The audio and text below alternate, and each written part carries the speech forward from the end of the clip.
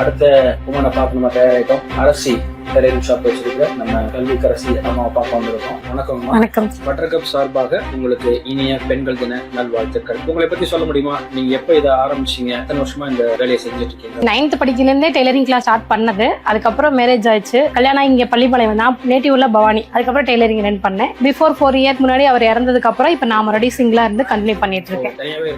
தனியாவே பண்ணிட்டு இருக்கேன். கொரோனால அவர் இறந்ததுக்கு அப்புறம் நான் பண்ணிட்டு இருக்கேங்க. உங்களுடைய விடாமுயற்சிக்கு வாழ்த்துக்கள். சின்ன வயசுல யாராவது பார்த்து தைக்கணும்னு ஆசைப்பட்டிருப்பீங்க? இல்ல, நிறைய.